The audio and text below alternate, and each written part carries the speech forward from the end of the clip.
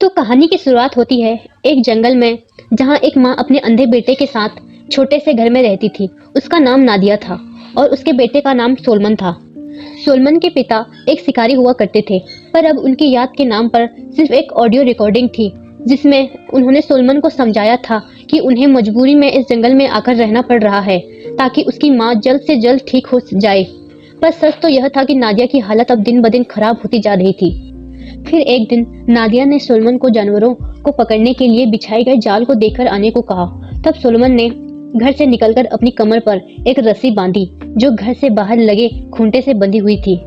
ये इसलिए था ताकि सोलमन कहीं भटक न जाए और नादिया जरूरत पड़ने पर उसे आसानी से ढूंढ सके। फिर कुछ दिन बाद सोलमन के पिता का जन्मदिन आया, तो उसकी माँ ने कहा कि उन्हें मछली पकड़ने जाना चाहिए।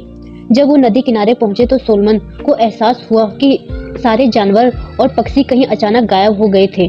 अब वो चुपचाप नदी किनारे बैठ गया, पर फिर भी उसे बड़ा अजीब एहसास महसूस हो रहा था। जब नादिया ने सोलमन को कुछ कीड़े ढूंढने को कहा जिनकी मदद से वह मछली पकड़ सके, तब सोलमन को थोड़ी दूर जाने पर कीड़े मिले तो उसका हाथ पत्तों के नीचे छुपी हुई लोहे की जंजीर पर पड़ा। लेकिन इससे पहले कि वो जंजीर खींचता, नादिया उसे उठाकर वहां से पीछे ले आई और कहा कि अब उन्हें घर वापस चलना चाहिए। घर लौटकर नादिया ने अपनी बकरी संभाली जो उन्हें दूध देती थी, पर इस सब के बीच वह सोलमन से यह छुपा रही थी कि उसकी हालत बहुत खराब थी। खैर, शाम को केक बनाया और सोलमन ने खुशी खुशी मोमबत्तियां बुझाई। रात के समय नादिया में जंगल के राक्षस के बारे में एक कहानी सुनाई और उससे वादा लिया कि वह कभी भी जंगल के दूर तक नहीं जाएगा। न जाने क्यों ऐसा लग रहा था जैसे वो कुछ छुपा रही है। अपने बेटे से वादा लेकर वह कहीं चली गई और फिर कभी लौट कर नहीं आई। वो अपने पीछे एक ऑडियो रिकॉर्डिंग छोड़ गई थी, जिसमें उसने सोलमन को अलविदा कहा और उसे 3 चीजें हमेशा मानने को कहा। पहला रूल था कि जो भी उसे जंगल में मिलता है उसका थोड़ा हिस्सा जंगल में वापस देना होगा। दूसरा रूल था कि जब भी वह अकेला महसूस करे तो वह अपनी माँ के साथ गाया हुआ गाना गुनगुनाए। और तीसरा रूल था कि जब भी वह घर से निकले तो उसे किसी भी हालत में रस्सी को उतारना नहीं। इस तरह कई साल बीत गए और अब सोलमन 17 साल का हो गया था। अब वह अपने सारे काम खुद करने में माहिर हो गया था, चाहे वह शिकार करना हो या मछली पकड़ना हो, लकड़ियों से आग लगाना हो या फिर जानवरों का शिकार करना हो। जिस दिन वह ज्यादा दुखी होता उस दिन वह अपनी माँ बाप की छोड़ी हुई ऑडियो रिकॉर्डिंग सुन लेता। फिर एक दिन जब वह घर के पास बैठा खाना खा रहा था तो अचानक उसे दूर एक अजीबोगरीब आवाज सुनाई दी। वह अपनी प्लेट नीचे रखकर जंगल की ओर बढ़ा, लेकिन कुछ भी नहीं मिला। हालांकि वह महसूस कर सकता था कि उसके आसपास कोई तो जरूर है। खैर, रात को सोने से पहले उसने दोबारा अपनी माँ की रिकॉर्डिंग सुनी, लेकिन उसके बाद वह सो नहीं पाया। अब वह घर से बाहर निकला तो अचानक उसे अपनी बकरी की रोने की आवाज सुनाई दी, तो वह तुरंत ही आवाज की दिशा की ओर भागने लगा। लेकिन जल्द ही उसकी कमर पर बंधी हुई रस्सी खत्म हो गई। तभी अचानक उसे महसूस हुआ कि बकरी की लाश उसके सामने ही जमीन पर पड़ी हुई है। लेकिन इससे पहले कि वह कुछ करता, अचानक किसी ने बकरी को तेजी से अपनी ओर खींचा और अंधेरे जंगल की ओर ले गया। तब सोलमन को एहसास हुआ कि उसके हाथ खून से सने हुए हैं, तो उसने घर लौटकर अपने हाथ साफ किए। खैर, फिर वो पहले की तरह जीने लगा। फिर एक दिन अचानक उसे जंगल में गोली चलने की आवाज सुनाई दी। वह तुरंत उस दिशा में भागा। कुछ ही देर वो एक हिरन की लाश तक आ पहुंचा, पर तभी पेड़ों के पीछे से एक शिकारी निकला और कहने लगा कि वो उसका शिकार है। इस अनजान आदमी से सोलमन इतना डर गया कि उसने अपना चाकू हवा में चलाना शुरू कर दिया। तब शिकारी ने अपनी राइफल का पट सोलमन के सर पर मारकर उसे बेहोश कर दिया। कुछ देर बाद जब सोलमन को होश आया तो वह अपने घर के पास था। शिकारी उसके सामने बैठा हुआ था और उसने सोलमन पर हमला करने के लिए उससे माफी मांगी। फिर उसने चाकू पर लूसक नाम देखा तो उसे लगा कि लड़के का नाम लूसक है, लेकिन सोलमन ने बताया कि यह उसके चाकू उसके पापा का है। खैर, शिकारी ने फिर एक बार माफी मांगते हुए कहा कि उसका मकसद सोलमन को डराना नहीं था। जब उसने उसके कमर पर रस्सी देखी तो वो उसे वापस घर ले आया। फिर शिकारी ने बताया कि उसका नाम हैक है। हैक ने सोलमन से पूछा कि वो अकेला क्यों रहता है और उसके माँ बाप कहाँ हैं, लेकिन सोलमन ने उसे जवाब नहीं दिया। अब रात होने वाली थी, इसलिए हैक ने उससे घर में रात गुजारने की इजाजत मांगी और कहा कि बदले में वो उसे हिरन के शिकार की सब्जी बनाकर खिलाएगा। यह सुनकर तो सोलमन तुरंत राजी हो गया। घर में घुसकर हैक ने चारों ओर देखा तो उसे समझ आ गया कि सोलमन वहीं तक गया जहां तक रस्सी उसे ले जाती है। सोलमन बाहर की दुनिया के बारे में कुछ नहीं जानता, फिर वो लड़के के कमरे में गया तो उसने देखा कि वह कोने में छुपकर अपनी माँ की आखिरी रिकॉर्डिंग सुन रहा था।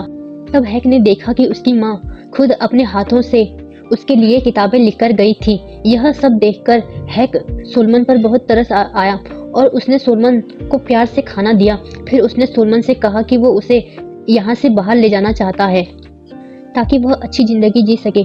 लेकिन जब सोलमन ने साफ इनकार कर दिया तो हैक समझ गया कि सोलमन को इस घर से बहुत ज्यादा लगाव है।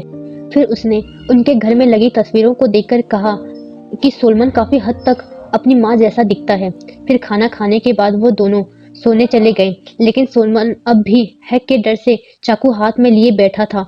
कुछ देर बाद उसे एहसास हुआ कि हैक उसे नुकसान नहीं पहुंचाएगा, तो वो भी सो गया। लेकिन अचानक वो दोनों एक जोरदार आवाज से उठ गए। ये किसी अजीब से जानवर के दहाड़ने की आवाज थी। तब हैक एक टॉर्च और अपनी राइफल लेकर बाहर जांच करने निकला। घर के चारों तरफ सन्नाटा था, इसलिए वह घने जंगल की ओर निकल गया। जल्द ही उसे एक पेड़ के नीचे खून के निशान मिले, तो वह समझ गया कि यहाँ किसी जानवर की हत्या हुई है। उस पेड़ पर भी खून के काफी धब्बे थे। तब हैक को एहसास हुआ कि पास ही झाड़ियों में कोई है, इसलिए उसने गोली चला दी। तभी अचानक वह अजीबोगरीब जानवर जोर से चिल्लाया और पेड़ के पीछे से हैक पर झपट पड़ा। मगर जैसे तैसे हैक वहां से बच निकला और सीधा सोलमन के घर पहुंचा। उसने देखा कि सोलमन अलग ही दुनिया में खोया हुआ है। वो बच्चों की तरह झूला झूलते हुए खुद को लोरी सुना रहा था। जब हैक ने आकर उसे सब कुछ बताया तो सोलमन ने उसकी किसी भी बात पर जवाब नहीं दिया। अब हैक चुपचाप दूसरे कमरे में जाकर बैठ गया। उसे लग रहा था कि उसकी गोली से वो भयानक जानवर डर गया होगा और शायद अब वो दोनों सुरक्षित हैं। फिर अगली सुबह हैक ने देखा कि सोलमन घर के बाहर बने सेट पर था। उसकी हालत काफी खस्ता थी, तो हैक ने कहा कि वह सेट की मरम्मत कर सकता है। मरम्मत का सारा सामान भी वहां मौजूद था, सिर्फ लोहे की जंजीर को छोड़कर। तब सोलमन को वह दिन याद आया जब वह बचपन में अपनी माँ के साथ मछली पकड़ने गया था और उसे वो लोहे की जंजीर मिली थी। सोलमन को अब भी वो जगह अच्छे से याद थी, इसलिए वह हैक को अपने साथ वहां लेकर गया। जब हैक ने उसे रस्सी के सहारे रास्ता ढूंढते हुए देखा तो वो काफी इम्प्रेस हुआ। तब सोलमन ने कहा कि वो बचपन से लेकर आज तक इसी रस्सी के सहारे घूमा है। खैर जल्द ही वो उस जगह पहुंच गए जहां पर वो जंजीर पड़ी थी। हैक ने जंजीर को खींचा तो उसने देखा कि यहाँ किसी से बंधी हुई थी। वह जंजीर के पीछे गया तो एक छोटी सी गुफा के पास आ पहुंचे। उसके पास एक आरी भी मौजूद थी, जिसे देखकर हैक थोड़ा हैरान हुआ, मगर फिर उसने जंजीर काटी और उसे लेकर घर लौट आए। फिर जल्द ही वह सेट की मरम्मत में जुट गया। कुछ देर बाद सोलमन ने उसके पास आकर हिरन का मांस का छोटा सा हिस्सा मांगा। फिर हैक ने मांस लेकर उसे जंगल की ओर फेंक दिया। यह देखकर हैक कुछ समझ नहीं पाया, तो सोलमन ने उसे बताया कि ये उसके माँ बाप का बनाया हुआ रूल है, जिसके मुताबिक जंगल से उन्हें जो भी मिले उसका थोड़ा सा हिस्सा वापस जंगल को देना होगा। खैर फिर हैक ने कहा कि जंगल में मौजूद उस वहशी जानवर को पकड़ने के लिए उन्हें जाल बिछाना होगा ताकि सोलमन आगे से सुरक्षित रह सके। फिर हैक ने सोलमन की रस्सी और लंबी कर दी ताकि वह जंगल में और आगे तक जा सके। इसके बाद वो दोनों उसी दिशा में चलने लगे जहां हैक ने उस खूंखार जानवर को देखा था। जैसे ही वो दोनों उस जगह पर पहुंचे जहां तक सोलमन पहले वाली रस्सी के साथ पहुंचा था, तो अचानक किसी ने पीछे से उसकी रस्सी खींच ली और सोलमन को तेजी से अपनी ओर घसीटने लगा। तब हैक भी उसके पीछे दौड़ा और आखिरकार उसने सोलमन को पकड़ ही लिया। उसने रस्सी काटी और तुरंत लड़के को उठाकर घर वापस ले आया। हैक ने उसे शांत करते हुए वादा किया कि वह राक्षस को जाल बिछाकर जरूर पकड़ लेंगे। बाद में हैक को सोलमन की माँ की डायरी मिली, तो उसने ये डायरी सोलमन को पढ़कर सुनाई।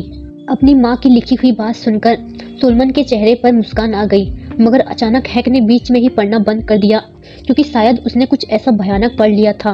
वो सोलमन को डराना नहीं चाहता था, इसलिए उसने कहा कि रात बहुत हो चुकी है और उन्हें सो जाना चाहिए। फिर सोलमन रोज की तरह अपनी माँ की रिकॉर्डिंग सुनते सुनते सो गया। उसके सोने के बाद हैक घर से बाहर निकला और उसी जगह पहुंचा जहां उसे वो जंजीर मिली थी। उसने देखा कि वहां मौजूद गुफा के सामने कई जानवरों के हड्डियों के पहाड़ बने हुए थे। तब उसे एहसास हुआ कि शायद वो वैश्य जानवर यहीं रहता होगा। इधर सोलमन की आंख खुली तो वो हैक को ढूंढने लगा। वही हैक गुफा के सामने राइफल लेकर आगे बढ़ रहा था कि तभी उसे जमीन पर सोलमन के घर में मिली डायरी जैसी नोटबुक दिखी। उधर सोलमन घर में अपनी माँ की रिकॉर्डिंग सुन रहा था कि अचानक उसे जंगल में गोली चलने की आवाज आई। उसने तुरंत अपनी रस्सी बांधी और हैक को ढूंढने निकल पड़ा। अचानक उसका पैर हैक के बैग से टकराया, लेकिन इसी के साथ उसकी रस्सी भी खत्म हो गई।